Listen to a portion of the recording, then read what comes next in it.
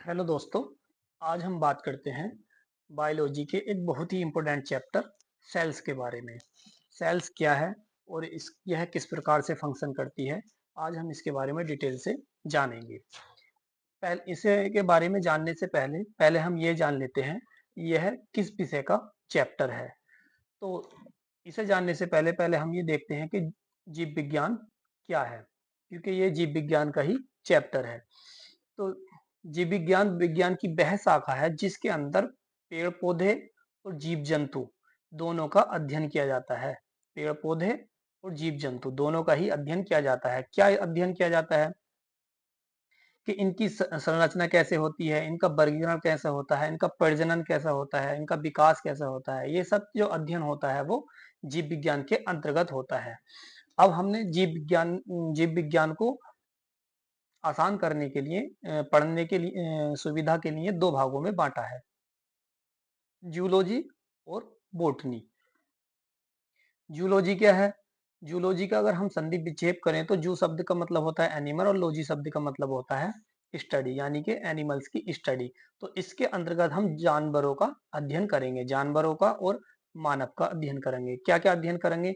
पशु संरचना व कार्य, उनकी पशु की संरचना कैसे होती है और वह किस प्रकार से कार्य करते हैं, उनका जो वर्गीकरण किया गया है वो कितने भागों में किया गया है, उनका प्रजनन कैसे होता है, ये सब अध्ययन जो करेंगे हम जूलॉजी के अंतर्गत करेंगे।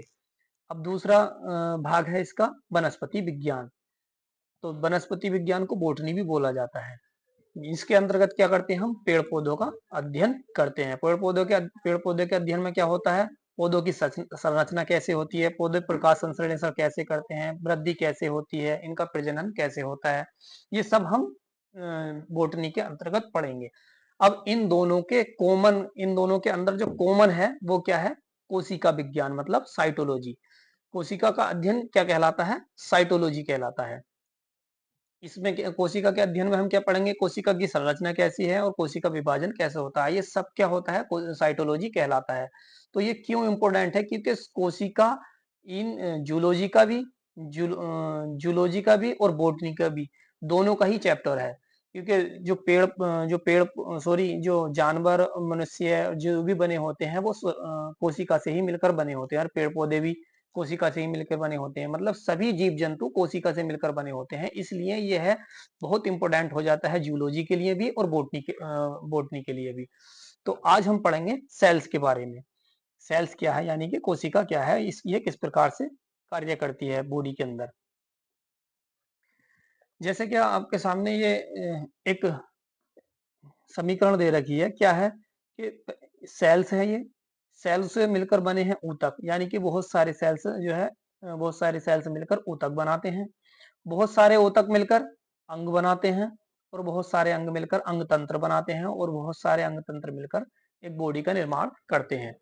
इसे समझाने के लिए मैं बताता हूँ आपके। जैसे कि हम अपनी बॉडी पर अगर नजर मारते हैं तो बाहर से बॉडी एक बॉडी दिखाई दे रही होती है, लेकिन हम जब गहराई में अपने दिमाग में सोचते हैं कि ये बॉडी हमारी किस प्रकार से काम कर रही होती है, कि इसके अंदर भी कुछ है या नहीं है, तो हम क्या पाते हैं कि हमारे अंदर जो बॉडी ऑर्गन्स होते हैं, जैसे लीवर, किडनी, स्टोमक, इंटेस्टाइन, ये एक पूरे सिस्टम के रूप में काम करते हैं। जैसे कि हम सांस लेने का पूरा एक सिस्टम है जिसे श्वसन तंत्र या रेस्पिरेशन सिस्टम बोला जाता है, digestion system and circulatory system, skeletal system, nervous system, ये बहुत सारे सिस्टम हैं जो हमारी बॉडी को सुचारू रूप से चालू रखते हैं, जिनसे मिलकर हमारी बॉडी बनी होती है। तो ये वही सिस्टम है जिनसे मिलकर हमारी बॉडी बनी होती है। अब हम अगर एक सिस्टम की बात करें, हम एक सिस्टम की, यानी कि हम अगर डाइजेशन सिस्टम की बात करें, तो डाइजेशन सिस्टम बहुत सारे अंगों से मिलकर बना होता है। जैसे क्या?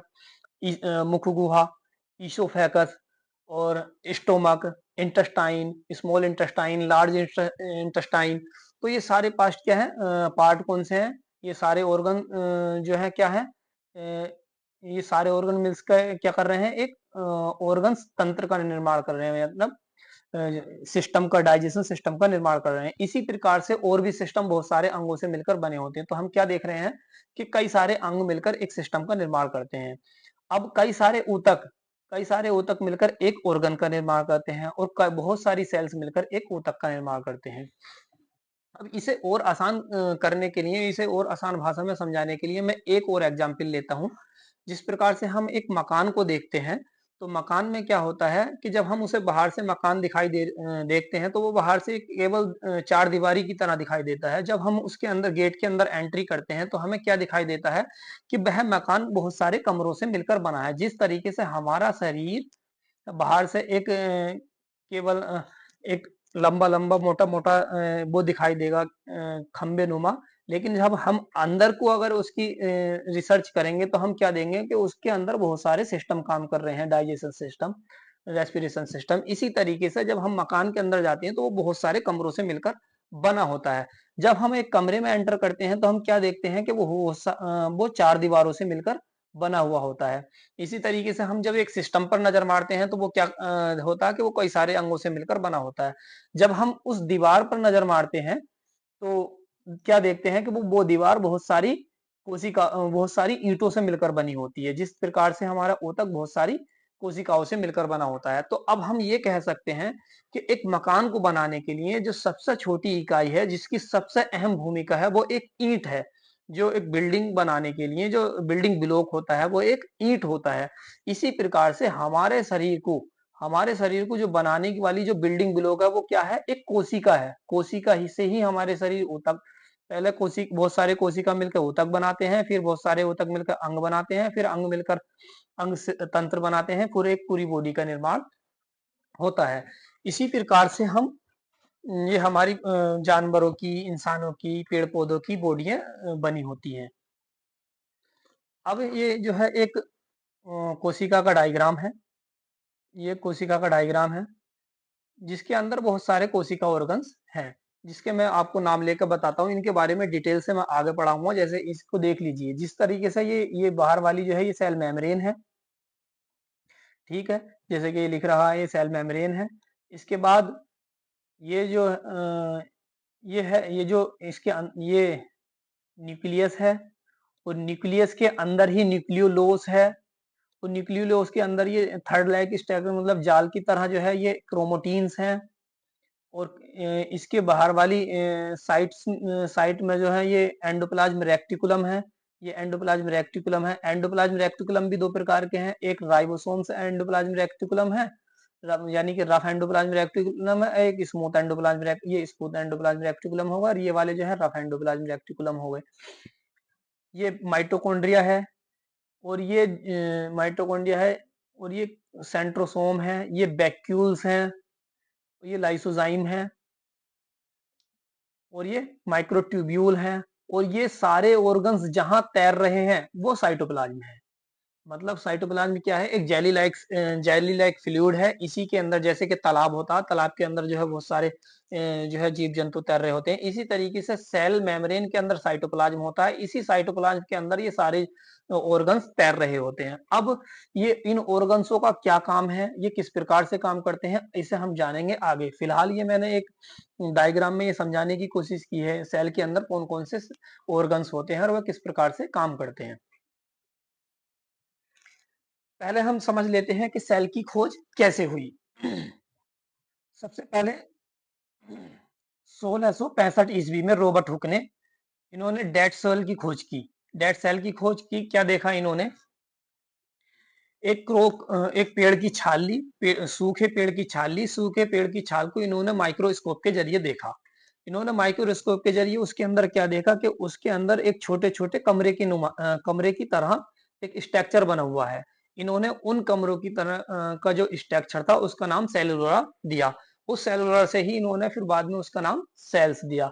लेकिन वो जो कमरे थे, वो खाली थे। खाली क्यों थे? क्योंकि वो जो पेड़ की छाल थी, वो सूखी हुई थी। उसके अंदर जो सेल ऑर्गन थे, जो मैंने आपको अभी पीछे दिखा रहा था, माइटोकॉन्ड्रिया, लाइसोजाइम, सब ये सब जो है उसके अंदर मर चुके थे, सूखने की वजह से। तो इसलिए जो वो सेल थी, वो मरी हुई सेल थी। इसीलिए इनका नाम पड़ा कि इन्होंने जो खोज की 1665 ईस्वी में, रॉबर्ट हुक ने मृत कोशिका की खोज की। क्योंकि वो जो सेल थी जिसकी ये खोज कर रहे थे, वो मृत कोशिका थी। अब 1664 ईस्वी में एंटोन वन लीवन ने जो है जीवित कोशिका की खोज की। इन्होंने किस प्रकार जीवित कोशिका की खोज की? इनकी अगर हिस्ट्री जाने, तो ये एक कपड़े के व्यापारी थे, लेकिन इन्हें साथ ही साथ में माइक्रोस्कोप बनाने का बहुत ही शौक था। जब इन्होंने एक 200 से 300 के आसपास सिग्निफिकेशन का एक माइक्रोस्कोप तैयार किया, तो इन्होंने उस माइक्रोस्कोप से क्या देखा कि ये वो एक तालाब के पास गए, तालाब में बहुत सारे जीव एक कोशिकीय, द्विकोशिकीय या बहुकोशिकीय जीवों को इन्होंने तैरते हुए देखा। तो इन्होंने एक कोशिकीय जीव पर स्टडी की और फिर इन्होंने ये सिद्धांत दिया कि एक कोशिकीय जीव होते हैं और कोशिका जीवित होती है। तो इसलिए इनका नाम पड़ा लिविंग सेल्स, यानी कि इन्होंने जीवित कोशिका की खोज की।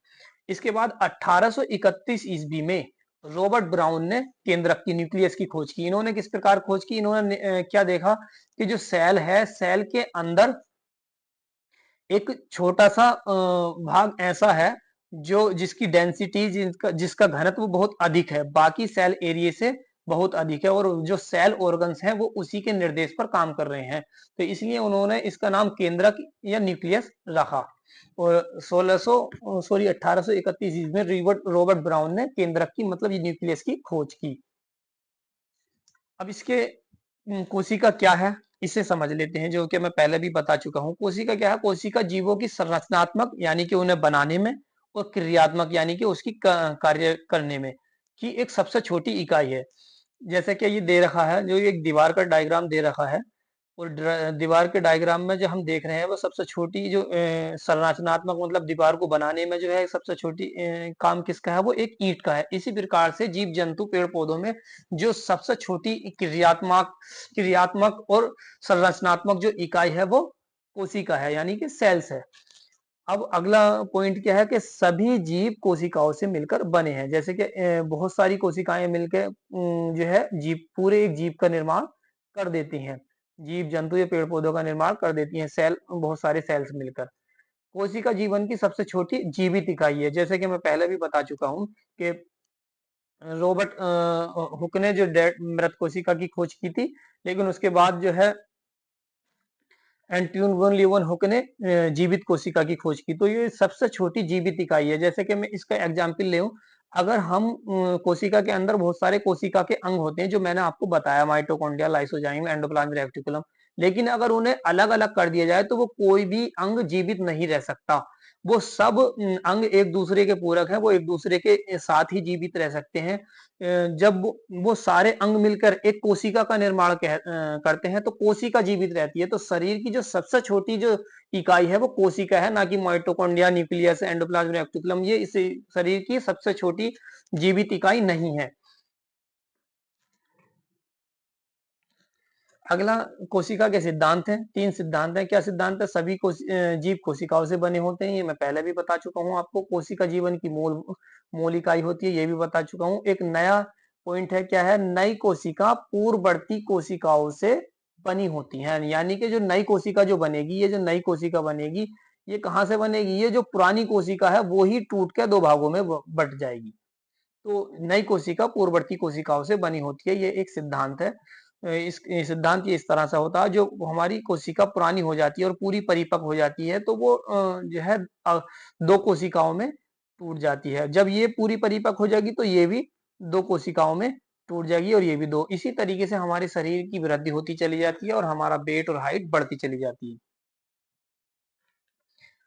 अब कोशिका के जो अंग, जो मैं आपको पहले बता चुका हूँ कि कोशिका के अंदर बहुत सारे अंग होते हैं जिनका अपना अपना अलग अलग फंक्शन होता है। तो उनके कोशिका के अंग को समझने के लिए मैंने आपके सामने एक एग्जाम्पल दिया है, एक फैक्ट्री का, मिनी फैक्ट्री का, कि यानी कि फैक्ट्री के अंदर जिस प्रकार से सब डिपार्टमेंट अपना अपना काम कर रहे होते हैं तब जाके वो पूरी फैक्ट्री चलती है। इसी तरीके से जो कोशिका के जो अंग हैं, वो कोशिका के अंग अपने अपना काम करेंगे और इस तरीके से पूरी सेल्स या पूरी कोशिका चालू रहेगी। इसे मैं आगे समझाता हूं। ये मैंने एक तरफ कोशिका का डायग्राम ले रखा है और दूसरी तरफ एक फैक्ट्री का डायग्राम ले रखा है। फैक्ट्री में जो काम हो रहे हों, अगर आपने ये समझ लिया कि फैक्ट्री के अंदर काम किस प्रकार होता है और कैसे होता है, और अलग अलग डिपार्टमेंट का अलग अलग काम होता है, ये तो सर हम सभी जानते हैं कि हर एक डिपार्टमेंट का अपना अपना अलग अलग काम होता है। इसी प्रकार से कि सेल के अंदर जो ऑर्गन है, इनका सभी का अपना अपना अलग अलग काम है। समझ लेते हैं क्या क्या काम होता। जैसे क्या, ये सेल मेम्ब्रेन है। पहले मैं एक फैक्ट्री का एग्जांपल ले लूं। फैक्ट्री में क्या होता है, फैक्ट्री की एक बाउंड्री होती है, उस पर एक गेट लगा होता है, गेट के बाहर एक सिक्योरिटी गार्ड होता है। तो सिक्योरिटी गार्ड क्या करता है, तो सिक्योरिटी गार्ड जो फैक्ट्री के वर्कर होते हैं उनका कार्ड देखेगा और उन्हीं को अंदर जाने देगा, बाकी अन्यथा किसी को अंदर नहीं जाने देगा। तो यही काम करेगी हमारी सेल, सिक्योरिटी का काम करेगी हमारे सेल के अंदर सेल मेम्ब्रेन। क्या काम करेगी, जो सेल के लिए जरूरी सब्सटेंस है वही सेल के अंदर जाएंगे, बिना जरूरी सब्सटेंस सेल्स के अंदर नहीं जाएंगे, या जो वेस्टेज पदार्थ है वो सेल से बाहर जाएंगे, जो सेल्स को जरूरत होगी वो बाहर को नहीं जाएंगे, यानी कि सिलेक्टिवली मेम्ब्रेन है। दूसरा क्या है, इस फैक्ट्री, ये फैक्ट्री है, इसका कोई ना कोई ओनर होगा, इसे किसी ने बनाया होगा, इसका कोई ना कोई ओनर होगा। इसी प्रकार से ये सेल के अंदर भी एक ये जो न्यूक्लियस है ये सेल का ओनर है, ये सेल का मालिक है। इसीलिए इसे न्यूक्लियस को सेल का ब्रेन भी कहा जाता है। इसी के इशारे पर, इसी के निर्देश पर पूरी सेल्स ऑर्गन काम करते हैं। फिर जब सेल्स का एक मालिक हो गया, फिर सेल्स में कोई ना कोई प्रोडक्शन तैयार हो रहा होगा, कोई ना कोई आइटम बन रहा होगा। तो सेल्स, सॉरी, फैक्ट्री के अंदर कोई ना कोई आइटम बन रहा होगा, फिर आइटम बन के वो पैकिंग हो रहा होगा, फिर उसका ट्रांसपोर्ट हो रहा होगा, फिर उसके अंदर कोई ना कोई सफाई कर्मचारी होगा जो सफाई रखेगा, कोई गोदाम होगा जो उसे स्टोर, ये सारे डिपार्टमेंट फैक्ट्री के अंदर होते हैं। मतलब सिक्योरिटी गार्ड होगा, उसका फैक्ट्री का ओनर होगा, मशीन कोई ना कोई प्रोडक्शन तैयार कर रही होंगी, फिर वो प्रोडक्शन पैक होगा, पैक होने के बाद ट्रांसपोर्ट होगा, इसमें कोई सफाई कर्मचारी होगा। ये सारे डिपार्टमेंट होते हैं, यही सेम डिपार्टमेंट हमारी सेल के अंदर है। अगर आपने ये फैक्ट्री का मॉडल समझ लिया तो आपने सेल का, ये समझ लिए आपने सेल का मॉडल समझ लिया। सेल के अंदर भी हमारे यही काम होते हैं। जैसे क्या, सेल मेम्ब्रेन जरूरी सब्सटेंस को अंदर जाने देगी, न्यूक्लियस फैक्ट्री सेल्स का मालिक हो गया, इसीलिए इसे न्यूक्लियस कंट्रोल रूम भी कहते हैं, और सेल का ब्रेन भी कहा जाता है। इसी के निर्देश पर जो राइबोसोम्स होते हैं वो प्रोटीन बनाते हैं। अब राइबोसोम्स मतलब एंट्री हो गई, मालिक जो ओनर है वो बैठ गए, उन्होंने निर्देश दे दिया, निर्देश काय का दिया, राइबोसोम को निर्देश दिया कि आप प्रोटीन बनाइए। तो राइबोसोम ने प्रोटीन बनाना चालू कर दिया। फिर उसके बाद जो है, जब राइबोसोम ने प्रोटीन बना दिया तो उसके बाद गोल्जी ऑपरेटर्स ने उसको पैकिंग कर दिया, उसका जो कुछ उसमें कोई कमी रह गई तो मॉडिफिकेशन कर दिया, फिर पैकिंग कर दिया। तो पैकिंग करने के बाद जो है एंडोप्लाज्म रेक्टिकुलम ने क्या कर दिया, उसे पैकिंग होने के बाद क्या होता है, फिर उसमें जो है ट्रैफिक में उसे जो है पैक किया करके ट्रांसपोर्ट किया जाता है। तो एंडोप्लाज्म रेक्टिकुलम ने उसे ट्रांसपोर्ट कर दिया। जब ट्रांसपोर्ट हो गया तो अब क्या क्या काम हो गए, ओनर ने, जो फैक्ट्री का ओनर है उसने ऑर्डर कर दिया, राइबोसोम्स ने माल तैयार कर दिया, गोल्जी ऑपरेटर्स ने पैकिंग कर दिया, इन्होंने ट्रांसपोर्ट कर दिया। अब लाइसोजोइम जो है, जो सफाई सफाई विभाग का काम करता है, जो फैक्ट्री के अंदर गंदगी हुई है वो उसे सफाई कर देगा, यानी कि सेल्स के अंदर जो गंदगी हुई है वो सफाई करेगा। ये सब फैक्ट्री के अंदर काम हो रहे होते हैं। आइए हम इन्हें वन बाई वन जो है डिटेल से पढ़ते हैं, इनके डायग्राम के साथ और एग्जाम्पल के साथ। जैसे कि मैं पहले भी बता चुका हूं, ये सेल मेम्ब्रेन है, क्या काम कर रही थी, सुरक्षा, यानी कि बाहर की चीजों से सुरक्षा करेगी। और कुछ ही फैक्ट्री को घेरने वाली बाउंड्री होती है, ये कौन अंदर जाएगा कौन बाहर जाएगा यह नियंत्रित करती है, यानी कि सेल के लिए जो जरूरी पदार्थ है वही अंदर जाएंगे, और जो सेल के से बाहर जाने होंगे उसे भी यही सिलेक्ट करेगी। सुरक्षा गार्ड की तरह सिलेक्टिव एंट्री देती है, मतलब सिलेक्टिव का मतलब है कुछ ही सब्सटेंसों को एंट्री देती है, इसीलिए इसे सेमी परमेबियल मेम्ब्रेन भी कहा जाता है। साइटोप्लाज्म, जो सेल मेम्ब्रेन, ये बाहर की जो है सेल मेम्ब्रेन है, सेल मेम्ब्रेन के अंदर का जो जितना भी है ये फैक्ट्री का अंदरूनी कार्य क्षेत्र है। इसी प्रकार से सेल मेम्ब्रेन का अंदर का जो ये सारा एरिया है ये क्या कहलाएगा, साइटोप्लाज्म कहलाएगा। साइटोप्लाज्म क्या होता है, एक जेली लाइक स्ट्रक्चर होता है, फ्लूइड होता है। इसी के अंदर जैसे कि इन्होंने सभी ये विभाग दे रखे हैं कि फैक्ट्री के अंदर के जो कार्य क्षेत्र होता है उसी के अंदर सभी विभाग होते हैं। इसी प्रकार जो साइटोप्लाज्म के अंदर ही सारे सेल्स ऑर्गन्स लोकेटेड होते हैं, स्थित होते हैं।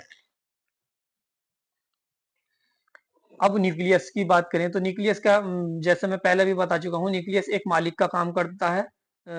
इसे कंट्रोल रूम भी कहा जाता है, जो फैक्ट्री का मालिक होता है। तो न्यूक्लियस को सेल का ब्रेन भी कहा जाता है, पूरी फैक्ट्री कंट्रोल करता है। इसमें डीएनए होता है और ब्लूप्रिंट का या नक्शा होता है।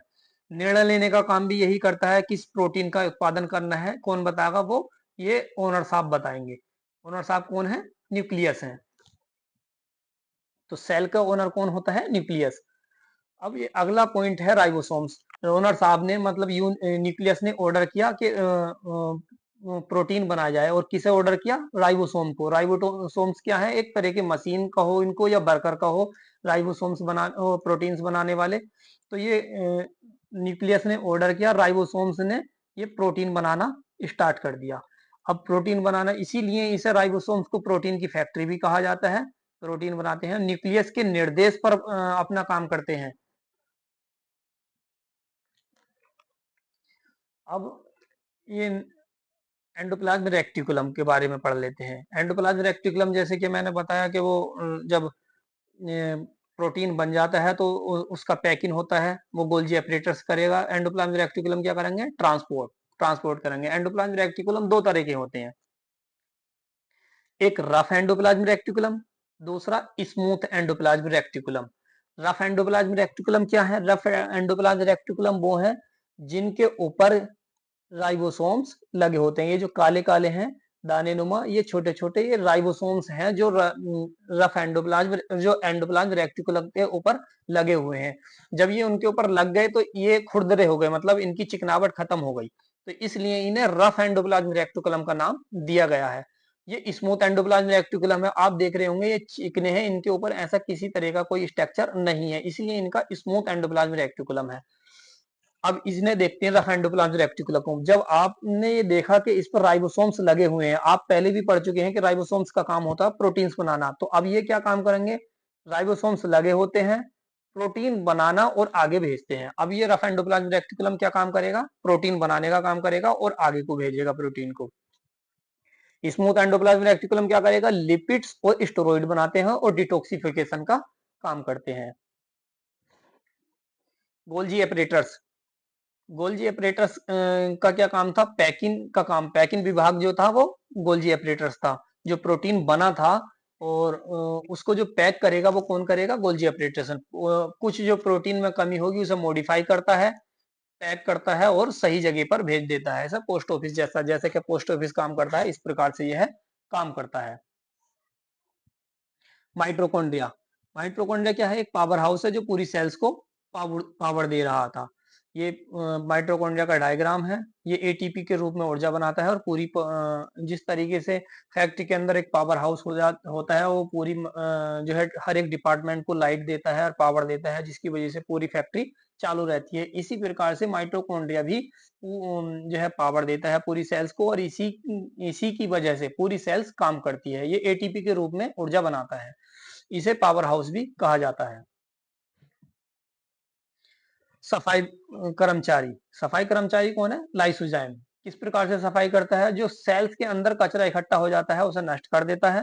जो डेड ऑर्गन सेल्स होते हैं, यानी कि सेल के जो ऑर्गन सेल्स हैं वो अगर मर जाएं तो उन्हें हटा देता है। और कई सेल्स ऑर्गन एक साथ काम नहीं करें तो ये अपने आप को फाड़ लेता है, इसीलिए इसे सुसाइड बैग भी कहा जाता है। आत्महत्या की थैली। वैक्यूल्स। वैक्यूल्स एक स्टोर के रूप में काम करते हैं। जिस तरह से जो है फैक्ट्री के अंदर स्टोर होता है, जो माल तैयार होता है उन्हें स्टोर में रखा जाता है, तो इसी तरीके से सेल्स के अंदर भी वैक्यूल्स होते हैं जो क्या पानी नमक भोजन को स्टोर करके रखते हैं। लेकिन ये प्लांटों में बहुत बड़े होते हैं। मनुष्य सेल्स में और एनिमल सेल्स में कुछ कम होते हैं, लेकिन प्लांटों में बहुत बड़े होते हैं। क्लोरोप्लास्ट क्या था? क्लोरोप्लास्ट केवल पेड़ पादपों में पाया जाता है। जिस प्रकार से सूरज की किरणों से जो है सोलर पैनल ऊर्जा बनाता है, सेम उसी प्रकार से सूरज की किरणें आएंगी, पत्ते के अंदर क्लोरोप्लास्ट होता है, वो क्लोरोप्लास्ट उससे फोटोसिंथेसिस करके ऊर्जा का निर्माण करता है। फोटोसिंथेसिस करके भोजन बनाता है सूर्य की किरणों से। जो अब तक मैं सेल ऑर्गन्स और उनके काम के बारे में बता चुका हूँ, ये एक छोटा सा ओवरव्यू है जिसे मैं समझाने की कोशिश करता हूँ। ये सेल ऑर्गन्स हैं और ये पूरा जो जो उन्होंने काम किया है वो है। जैसे क्या सेल मेम्ब्रेन क्या काम कर रही थी? गेट और सुरक्षा, यानी कि कुछ ही सब्सटेंसों को अंदर जाने दे रही थी, कुछ को अंदर नहीं जाने दे रही थी। जिस तरीके से गार्ड कुछ ही केवल फैक्ट्री के वर्करों को ही अंदर जाने देता है। न्यूक्लियस कौन था? फैक्ट्री का मालिक था। तो इसमें हमारी सेल में क्या काम करेगा वो? सेल में काम होगा उसका सेल ऑर्गन का को कंट्रोल करेगा पूरी तरीके से, इसीलिए इसे सेल का ब्रेन भी कहा गया है। राइबोसोम्स क्या कर रहे थे? प्रोटीन्स का निर्माण कर रहे थे। प्रोटीन मशीन्स हैं किसके किसके निर्देश पर? न्यूक्लियस के निर्देश पर। न्यूक्लियस न्यूक्लियस ने ही निर्देश दिया था राइबोसोम को, तो निर्देश देने के बाद राइबोसोम्स ने प्रोटीन बनाना स्टार्ट कर दिया। अब जब राइबोसोम ने प्रोटीन बनाया, अब प्रोटीन बनने के बाद उनका पैकिंग भी होगा, तो गोल्जी ऑपरेटर्स क्या करेंगे? उनका प्रोटीन का पैकिंग करेंगे, या कुछ उसमें कमी हो गई तो उसे मॉडिफाई कर देंगे और उसका पैकिंग कर देंगे। पैकिंग होने के बाद उसका ट्रांसपोर्ट होगा, एक स्थान से दूसरे स्थान पर जाएगा। तो एंडोप्लाज्मिक रेटिकुलम क्या करते हैं? ट्रांसपोर्ट लाइन है वो उसे ट्रांसपोर्ट करते हैं। माइटोकॉन्ड्रिया इन सभी सेल ऑर्गन्स को क्या देगा? पावर देगा, ताकि ये अपना काम सुचारू रूप से चालू रखें। लाइसोसोम क्या था? ये सफाई विभाग का काम था। इनमें से कोई सा सेल्स ऑर्गन अगर सही से काम नहीं करता है तो ये खुद को फाड़ लेता है, इसलिए इसे सुसाइड बैग की थैली या आत्महत्या की थैली भी कहा गया है। वैक्यूल्स क्या थे? गोदाम। जिस तरीके से फैक्ट्री में गोदाम होते हैं एक्स्ट्रा माल को इकट्ठा करने के लिए, इसी तरीके से वैक्यूल्स में नमक पानी भोजन को इकट्ठा करने के लिए वैक्यूल्स होते हैं सेल के अंदर। क्लोरोप्लास्ट पेड़ पौधों में पाया जाता है, या फोटोसिंथेसिस करके यानी कि सूर्य की किरणों से फोटोसिंथेसिस करके ऊर्जा बनाता है, जो क्या पेड़ पौधों को देता है। इसे एक पॉइंट है कि इंपोर्टेंट कॉन्सेप्ट है ये, इन्हें समझते हैं। अगर न्यूक्लियस खराब हो जाए तो कंट्रोल खत्म हो जाएगा। अगर माइटोकॉन्ड्रिया खराब हो जाए, ऊर्जा बंद हो जाएगी, सेल फिर भी मर जाएगी। अगर लाइसोजाइम फट जाए तब भी सेल डैमेज हो जाएगी। अब अब तक जो हमने पढ़ा वो ये सेल के बारे में पढ़ा कि सेल क्या है, उसका खोज कैसे हुई, और कि जो उसके अंदर जो सेल ऑर्गन्स है वो किस प्रकार से काम करते हैं। अब हम ये जानते हैं कि सेल कितने प्रकार की होती है। सेल दो प्रकार के होते हैं, प्रोकैरियोटिक और यूकैरियोटिक। प्रोकैरियोटिक और यूकैरियोटिक क्या होते हैं? अगर मैं इन्हें एक शब्द में समझाने की कोशिश करूं तो प्रोकैरियोटिक वह कोशिका है जो पूर्ण रूप से विकसित नहीं है, और यूकैरियोटिक वह कोशिका है जो पूर्ण रूप से विकसित है। पूर्ण रूप से विकसित होने का मतलब पूर्ण रूप से विकसित ना होने का मतलब क्या है? यानी कि उसके अंदर सुस्पष्ट केंद्र नहीं होता है, उसके अंदर डीएनए न्यूक्लियोटाइड क्षेत्र में होता है, और झिल्ली से जो घेरे कोशिका के अंग होते हैं वो उसके अंदर नहीं होते हैं। तो ये कौन सी कोशिका है? बैक्टीरिया है। इसके अंदर देखिए न्यूक्लियस भी पूरी तरीके से नहीं है, झिल्ली से जो कोशिका के अंग घेरे होते हैं वो भी अब्सेंट है, यानी कि ये पूरी परिपक्व कोशिका नहीं है, पूरी मैच्योर कोशिका नहीं है। अब यूकैरियोटिक कोशिका कौन सी है? जो पूर्ण रूप से परिपक्व है, जो मैच्योर है। इसके अंदर सुस्पष्ट केंद्र होता है, झिल्ली से घिरे कोशिका के अंग प्रेजेंट होते हैं, और ये कहाँ पाई जाती है? मानव और पेड़ पौधों में पाई जाती है। जैसे कि आप देख रहे हैं इसमें डायग्राम में, ये सेल मैम है, माइटोकॉन्ड्रिया, एंडोप्लाज्मिक रेटिकुलम, न्यूक्लियस, न्यूक्लियोलोज, ये सभी ऑर्गन्स पाए जा रहे हैं इसके अंदर। इसके अंदर कोई ऑर्गन्स नहीं है, दो तीन ऑर्गन्स है, वो भी पूरी रूप से विकसित नहीं है। तो ये यूकैरियोटिक और प्रोकैरियोटिक में ये अंतर है। अब तक जो हमने पढ़ा तो वो सेल ऑर्गन्स किस प्रकार से काम करते हैं उसका एक फैक्ट्री के एग्जाम्पल लेकर मैंने आपको समझाया। अब मैं जब इतनी बात समझ में आ गई है कि सेल के अंदर भी ऑर्गन होते हैं और उनका सभी का अपना अपना अलग अलग काम होता है, तो अब हम और थोड़ा सा डिटेल में जाने की कोशिश करते हैं कि ये सेल ऑर्गन्स ये किस प्रकार से काम करते हैं, इनका आर्किटेक्चर, इनका स्ट्रक्चर कैसे होता है, और ये किस किस सब्सटेंसों से मिलकर बने होते हैं। अब इसमें हम सबसे पहले आते हैं सेल मेम्ब्रेन पर, क्योंकि सबसे पहले सेल मेम्ब्रेन ही होती है, बाकी जो सारे होते हैं वो अंदर को होते हैं। जो सेल ऑर्गन्स होते हैं बाकी वो सेल मेम्ब्रेन के अंदर होते हैं। तो सबसे पहले हम सेल मेम्ब्रेन पढ़ेंगे, उसके बाद जो है और ऑर्गन्स पढ़ेंगे। तो सेल मेम्ब्रेन जैसे क्या आपको ये सेल मेम्ब्रेन का डायग्राम है। तो जैसे कि यहाँ पर लिख रखा है कि सेल मेम्ब्रेन क्या है, लिपिड बाइलेयर है, यानी कि वो लिपिड से बना हुई है, और बाइलेयर है मान लीजिए, यानी कि डबल मेम्ब्रेन होती है। डबल मेम्ब्रेन कैसे है, ये जो है यहाँ से लेकर इतनी, ये सिंगल मेम्ब्रेन है, और फिर ये दूसरी मेम्ब्रेन, ये डबल मेम्ब्रेन है। ये वाली जो मेम्ब्रेन है ये आउटर मेम्ब्रेन कहलाएगी, ये इतनी आउटर मेम्ब्रेन कहलाएगी, और ये इनर मेम्ब्रेन कहलाएगी।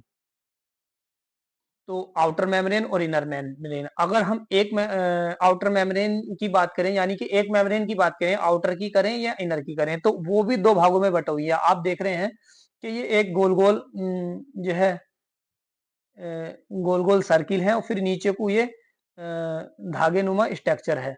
तो ये जो गोल गोल सर्किल है ये हेड हो गया, और नीचे को जो धागे नुमा स्ट्रक्चर है ये टेल होगा, यानी कि एक मेम्ब्रेन का हेड भी होता है और टेल भी होता है। इसी प्रकार इनर मेम्ब्रेन का हेड भी है और टेल भी है, तो ये डबल मेम्ब्रेन है। अब हम ये देखते हैं कि किन किन चीजों किन किन बायोमोलिक्यूल से मिलकर बनी है। सेल मेम्ब्रेन मुख्य रूप से 3 प्रकार के बायोमोलिक्यूल से बनी होती है। कौन कौन से? लिपिड्स है, प्रोटीन्स है, और कार्बोहाइड्रेट्स है। ये लिपिड, प्रोटीन, कार्बोहाइड्रेट किस रूप में स्थित है इनके अंदर, हम उन्हें समझाने की कोशिश करते हैं, या इनमें जो ये जो दिखाई दे रहा है इसमें कौन से लिपिड्स हैं, कौन से कार्बोहाइड्रेट्स हैं, और कौन से प्रोटीन्स हैं। ये जो डबल मेम्ब्रेन्स हैं, ये गोल गोल स्ट्रक्चर है, और ये तंतुनुमा लटके हुए धागे हैं, तो ये जो है ये लिपिड है, लिपिड्स बाइलेयर है। इसमें बीच बीच में ये जो चैनल है ये है प्रोटीन्स, ये प्रोटीन्स हैं। और ये जो इनके ऊपर को जो ये चैनल लगा हुआ चैन है, ये है कार्बोहाइड्रेट की चैन। तो यानी कि अब ये प्रोटीन भी दो प्रकार के हैं, ये बीच में पूरे आर से पार है, तो ये इंटीग्रल प्रोटीन हो गया, ये पेरिफेरल प्रोटीन हो गया। और ये जो लिपिड्स से अगर लगा हुआ है तो ये ग्लाइकोलिपिड्स हो गया, और जहां ये प्रोटीन से लगा हुआ होगा ये ग्लाइकोप्रोटीन्स हो गया। जब हम सेल मेम्ब्रेन पढ़ाएंगे, सेल मेम्ब्रेन डिटेल्स, जब हम सेल मेम्ब्रेन पढ़ाएंगे तो उसकी एक अलग वीडियो बनाएंगे, पूरी डिटेल से पढ़ाएंगे उस सेल मेम्ब्रेन के बारे में, ये सेल मेम्ब्रेन किस प्रकार से। अभी तो हम सिर्फ संरचना के बारे में बात कर रहे हैं, फिर इसके कार्यविधि के बारे में भी बात करेंगे कि यह किस प्रकार से काम करती है। फिलहाल हम संरचना के बारे में बात कर रहे हैं। तो अब हमने क्या जाना कि ये जो सर्किल है और ये तंतु हैं ये लिपिड्स के बने हुए हैं, और ये डबल मेम्ब्रेन है, और ये जो है ये कार्बोहाइड्रेट्स हैं, और ये लिपिड से लगे हुए होंगे तो इसमें ग्लाइकोलिपिड्स कहा जाएगा, और प्रोटीन से लगे होंगे तो ये ग्लाइकोप्रोटीन कहलाया जाएगा। ये दो प्रकार के प्रोटीन्स हैं, इंटीग्रल प्रोटीन और पेरिफेरल प्रोटीन। इंटीग्रल प्रोटीन जो है पूरा बीच में धसा होता है आर से पार, और पेरिफेरल प्रोटीन जो है बाहर की तरफ लगा होता है, यहाँ जैसे कि यहाँ पे लगा हुआ है और यहाँ पे लगा हुआ है। तो ये दो प्रकार के प्रोटीन्स हैं। अब साइटोप्लाज्म, साइटोप्लाज्म क्या था, जो सेल मेम्ब्रेन के अंदर का जो सारा जेली लाइक स्ट्रक्चर है वो सब साइटोप्लाज्म है। जैसे कि इसमें लिखा है, ये साइटोप्लाज्म क्या है कि जो ये सेल मेम्ब्रेन है, ये सेल आउटर, ये जो है सबसे सब सेल मेम्ब्रेन है, और ये सेल मेम्ब्रेन का जो ये जो है ये सब साइटोप्लाज्म है। तो साइटोप्लाज्म यह जेली जैसा द्रव होता है, वो सभी कोशिका के अंग इसी में स्थित होते हैं। अब केंद्रक, केंद्रक कैसे क्या है, जैसे कि मैं पहले ही बता चुका हूँ, न्यूक्लियस जो है सेल को अपने ऊपर काम करता है, अपने इशारे पर काम कराता है। तो इसके अंदर क्या क्या होता है, केंद्रक के अंदर इसके ये है कंट्रोल करता है, ये कंट्रोल सेंटर है ये, और कंटेन डीएनए, इसी के अंदर डीएनए होता है, डीएनए और क्रोमोटीन इसी के अंदर होते हैं, डीएनए आनुवांशिक जानकारी इसी के अंदर होती है। यानी कि अब क्या क्या है मैं दिखा दूं, ये न्यूक्लियस मेम्ब्रेन हो गई, सॉरी ये न्यूक्लियस मेम्ब्रेन हो गई, ये क्रोमोटीन हो गए, ये न्यूक्लियोलस हो गया, क्रोमोटीन के अंदर डीएनए, डीएनए के अंदर आनुवांशिक जानकारी होती है। डीएनए का सॉरी न्यूक्लियस का और डीएनए का भी हम एक अलग से वीडियो बनाएंगे, उसमें हम डिटेल से पढ़ाएंगे। अब हम प्रोटोप्लाज्म को समझ लेते हैं, प्रोटोप्लाज्म क्या है। प्रोटोप्लाज्म, अगर प्रोटोप्लाज्म को दो भागों में बांटा गया है, साइटोप्लाज्म और न्यूक्लियोप्लाज्म। साइटोप्लाज्म और न्यूक्लियोप्लाज्म क्या है, देखिए जो न्यूक्लियस के अंदर का जो फ्लूइड होगा वो न्यूक्लियोप्लाज्म कहलाएगा, और न्यूक्लियस उससे बचा हुआ जो बाकी सेल के अंदर जो फ्लूइड होगा होगा मतलब सेल मेम्ब्रेन से, ये सेल मेम्ब्रेन है, सेल मेम्ब्रेन से लेके न्यूक्लियस मेम्ब्रेन तक का जो ये सारा फ्लूइड होगा वो साइटोप्लाज्म कहलाएगा। और न्यूक्लियस मेम्ब्रेन से का जो ये सारा फ्लूइड होगा वो न्यूक्लियोप्लाज्म कहलाएगा। अब ये दोनों मिलकर क्या कहलाएंगे? प्रोटोप्लाज्म कहलाएंगे। तो इसलिए जो है प्रोटोप्लाज्म को दो भागों में बांटा गया है, साइटोप्लाज्म और न्यूक्लियोप्लाज्म। अब साइटोप्लाज्म को आसान करने के लिए, समझने के लिए तीन भागों में बांट दिया गया है उनके स्थान पे होने की वजह से। जैसे कि न्यूक्लियस के पास वाला जो एरिया होगा या न्यूक्लियस के पास वाला जो प्लाज्म होगा, फ्लूइड्स होगा, उसको एंडोप्लाज्म बोला जाएगा। और न्यूक्लियस से जो बीच वाला होगा उसको मीसोप्लाज्म बोला जाएगा। और जो सेल मेम्ब्रेन के पास वाला जो फ्लूइड्स होगा वो उन्हें एक्टोप्लाज्म बोला जाएगा। तो इस तरह से ये इस पूरे प्रोटोप्लाज्म को डिवाइड किया गया है। पहले दो भागों में डिवाइड किया गया, साइटोप्लाज्म और न्यूक्लियोप्लाज्म। उसके बाद साइटोप्लाज्म को तीन भागों में डिवाइड किया गया, एक्टोप्लाज्म, मीसोप्लाज्म और एंडोप्लाज्म। ये न्यूक्लियोलस है जो कि मैं पहले ही बता चुका हूँ। ये न्यूक्लियोपोर है यानी कि छिद्र है। और ये क्रोमोटीन्स हैं, इन्हीं के अंदर डीएनए होता है, आनुवांशिक जानकारी इन्हीं के अंदर होती है। इसी के अंदर एक न्यूक्लियोलस होता है। और ये सारा जेली लाइक स्ट्रक्चर जो होता है इसे न्यूक्लियोप्लाज्म बोला जाता है। और ये जो मेम्ब्रेन है इसे न्यूक्लियर इन्वेलोप बोला जाता है। ये माइटोकॉन्ड्रिया है। ये माइटोकॉन्ड्रिया का कार्य मैं पहले ही बता चुका हूँ, ऊर्जा का निर्माण करना। इसका डायग्राम समझाना, किस प्रकार से डायग्राम होता है इसका। ये माइटोकॉन्ड्रिया होता है, क्या काम करता है? Power house of the cell. ये सेल को पावर देता है, सेल का पावर हाउस होता है, पूरी सेल को पावर यही देता। किस रूप में देता है? यह एटीपी का निर्माण करता है। अब ये इसके हम स्ट्रक्चर के बारे में बात करें तो इसकी डबल मेम्ब्रेन है, आउटर मेम्ब्रेन बाहरी झिल्ली और इनर मेम्ब्रेन। ये जो इस तरह का जो बनावट है ये कहलाती है क्रिस्टा। और ये जो गहरी गहरी खाई की नुमा है ये कहलाती है मैट्रिक्स, इसी में फ्लूइड्स होता है। और इस क्रिस्टा के अंदर कुछ डीएनए होता है और कुछ राइबोसोम्स होते हैं जो कि प्रोटीन का निर्माण करते हैं। अब बात करते हैं राइबोसोम्स की। राइबोसोम्स क्या है, क्या करते हैं राइबोसोम्स? प्रोटीन का संश्लेषण यानी कि प्रोटीन का निर्माण करते हैं, इसलिए इन्हें प्रोटीन की फैक्ट्री भी कहा जाता है। इसके बाद पढ़ेंगे हम एंडोप्लाज्म रेक्टिकुलम। एंडोप्लाज्म रेक्टिकुलम दो प्रकार का होता है, रफ एंडोप्लाज्म रेक्टिकुलम और smooth endoplasm reticulum. Rough endoplasm reticulum क्या है? जैसे कि मैं पहले ही बता चुका हूँ, जो एंडोप्लाज्म रेक्टिकुलम के अगर राइबोसोम्स ये जो दाने हैं छोटे छोटे, ये राइबोसोम्स लगे हैं, इसलिए इन्हें रफ एंडोप्लाज्म रेक्टिकुलम बोला गया है। क्योंकि ये दानों की वजह से यह खुरदरा हो गया, चिकनावट इसकी खत्म हो गई, इसलिए इसे रफ एंडोप्लाज्म रेक्टिकुलम बोला गया है। अब इन पर अगर राइबोसोम्स लगे हैं तो आप समझ लीजिए जहां राइबोसोम्स होते हैं वहां प्रोटीन का निर्माण होता है। ये स्मूथ एंडोप्लाज्म रेक्टिकुलम है, इस पे ऐसे इस तरह की कोई संरचना नहीं है, ये चिकना है, इसलिए इसे स्मूथ एंडोप्लाज्म रेक्टिकुलम बोला गया है। इस पर नो राइबोसोम्स मतलब राइबोसोम्स नहीं है, तो ये क्या बनाएगा? No lipids, make of lipids, ये मतलब लिपिड का निर्माण करते हैं।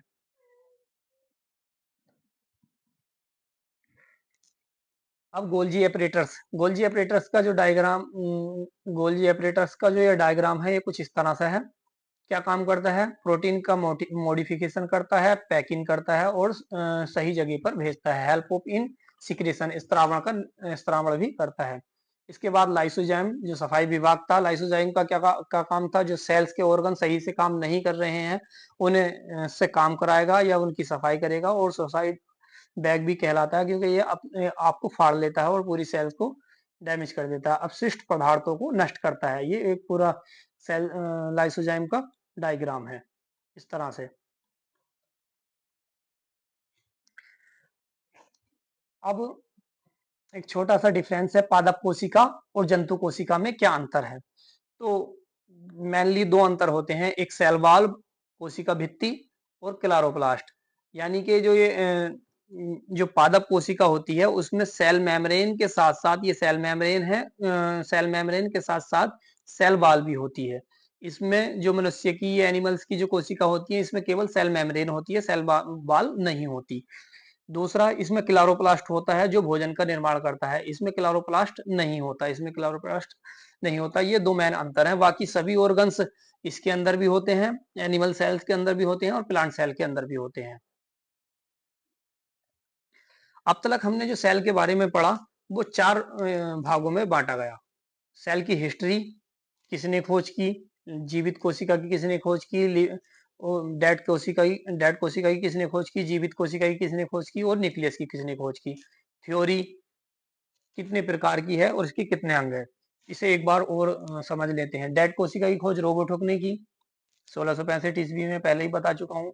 जीवित कोशिका की खोज लीवन हुक ने की और न्यूक्लियस की खोज ब्राउन ने की, रॉबर्ट ब्राउन ने।